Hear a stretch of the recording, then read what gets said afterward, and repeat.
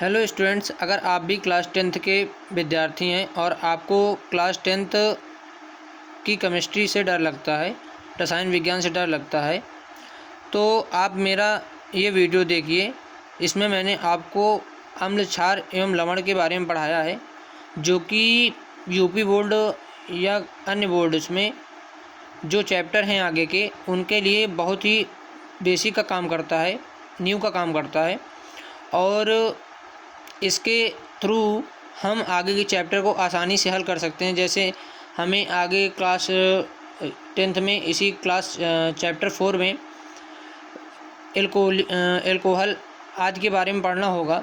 तो एल्कोहल में OH group होता है, जिसकी वजह से ये क्षार की तरीके बिहेव करता है।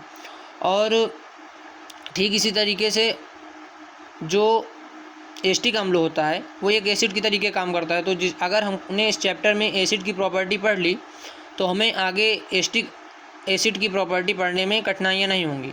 इसलिए मैं कह रहा हूँ कि ये चैप्टर बहुत ही बेस का काम करता है आगे के चैप्टरों के लिए।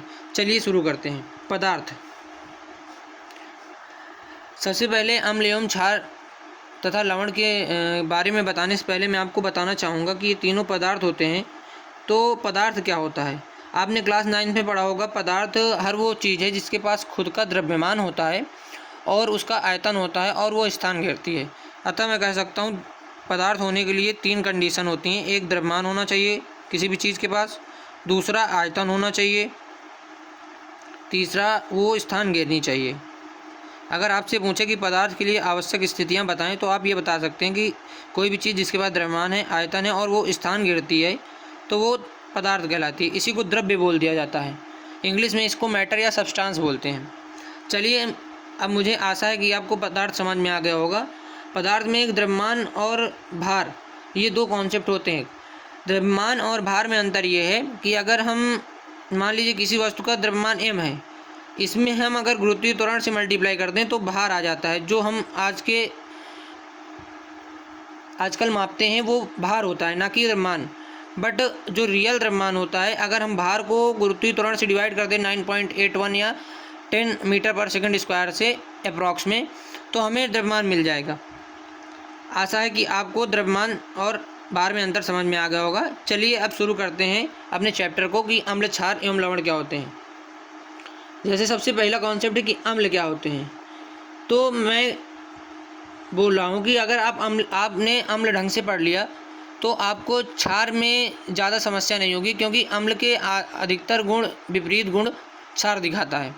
चलिए अम्ल के बारे में पढ़ते हैं। अगर हम सिंपल सी बात करें तो अगर अम्ल की परिभाषा पूछी जाए तो हम बोल सकते हैं अम्ल वे पदार्थ हैं। अम्ल वे पदार्थ हैं। क्या हैं? पदार्थ हैं जो स्वाद में खट्टे होते हैं, जिनका स्वाद खट्टा होता है।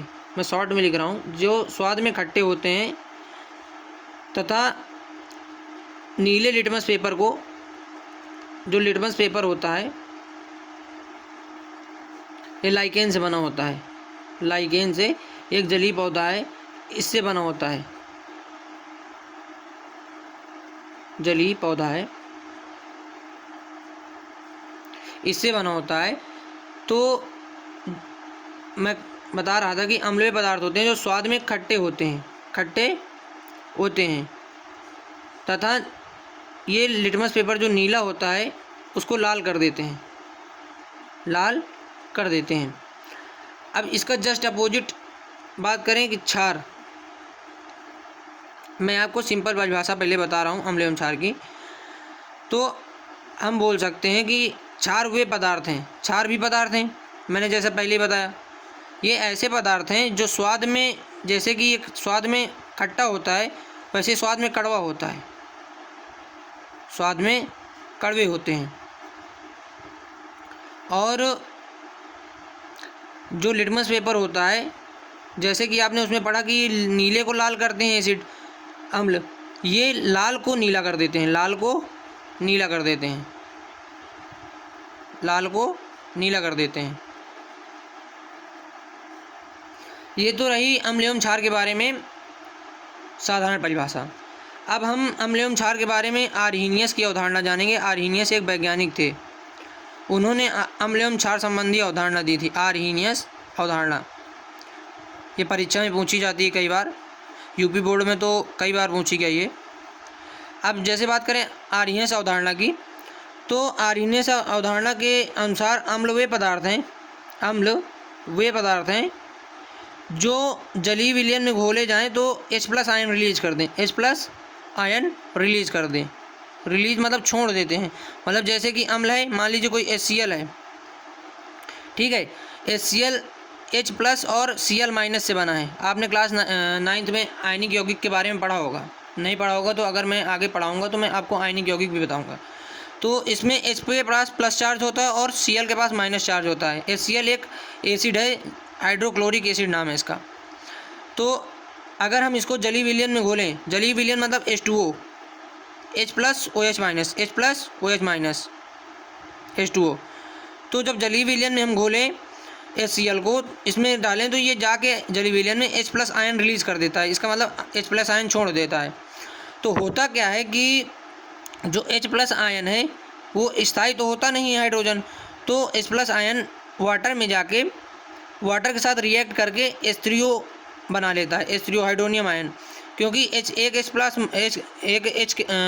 प्लस OH में जल होता है, OH के पास एक माइनस होता है इसके पास, तो जिसकी वजह से वो H में जाके चिपक जाता है और हाइड्रोनियम आयन का निर्माण कर लेता है। हाइड्रोजन के 3 अणु हो जाते हैं,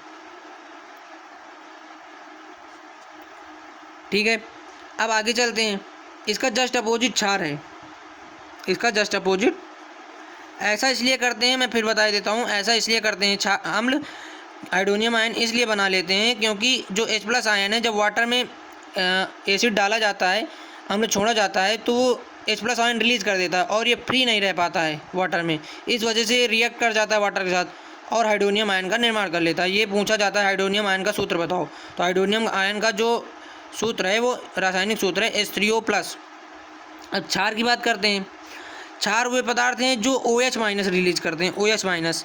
याद रखिएगा, अगर आपसे बोला जाए कि क्षार की पहचान कीजिए, तो आपको अगर किसी भी कंपाउंड में पीछे OH लगा मिल जाए, अधिकतर कंडीशंस में OH, COOH नहीं, OH, तो समझ जाइए कि वो क्षार की तरीके बिहेव करेगा वो पदार्थ। और जो भी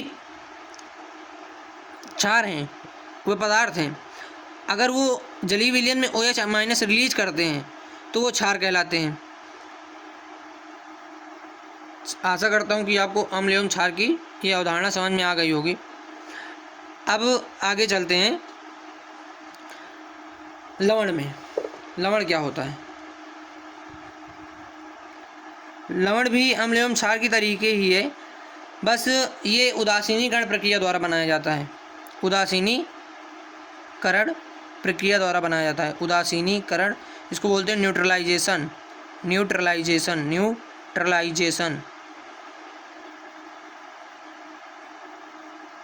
उदासीनीकरण प्रक्रिया द्वारा बनाया जाता है। अम्ल जब रिएक्ट करता है क्षार के साथ तो ये लवण और जल बनाता है। लवण मतलब साल्ट जो हम खाते हैं, जल बनाता है। मान लीजिए उदाहरण के तौर पे मैंने एक अम्ल लिया HCl और क्षार लिया NaOH। मैंने अभी आपको बताया जिनके लास्ट में OH ग्रुप मिल जाए तो वो क्षार के तरीके बिहेव करते हैं। इसका नाम होता है कास्टिक सोडा या सोडियम हाइड्रोक्साइड। अब जब मैंने तो आपको बताया कि ये लवण और जल बनाएंगे, Na के पास होता है प्लस चार्ज, OH- के पास निगेटिव चार्ज, मैंने आपको ऊपर भी बता दिया, और इसके पास H प्लस होता है माइनस। और आपको पता होगा कि हमेशा पॉजिटिव चीज़ जो विपरीत चीज़ें होती हैं, विपरीत नेचर की चीज़ें होती हैं, एक दूसरे को अट्रैक्ट करती हैं। तो पॉजिटिव चीज़ नेगेटिव को अट्रैक्ट करेगी, तो ये H+ OH- आपस में अट्रैक्ट हो जाएंगे और H2O का निर्माण कर लेंगे, और बचेगा Na+ और Cl-, तो ये आपस में एक दूसरे अट्रैक्ट हो जाएंगे तो NaCl बनाएगा। इसको बोलते हैं सोडियम क्लोराइड। ये उदासीनीकरण प्रक्रिया हमारे यूपी बोर्ड में बहुत सी बार आई हुई है और अक्सर हर बार आती है। ये उदासीनीकरण प्रक्रिया आपने एस्टरीकरण का नाम सुना होगा, इसी पे बेस्ड एस्टरीकरण होता है। जब हम C2H5OH मतलब किसी भी अल्कोहल की क्रिया किसी अम्ल से कराते हैं, जैसे एस्टिक अम्ल से कराते हैं, तो एस्टर का निर्माण होता है और एस्टर एक प्रकार का लवण ही होता है। आशा करता हूँ कि आपको अम्ल, क्षार एवं लवण के बारे में सारी चीज़ें समझ में आ गई होंगी। धन्यवाद।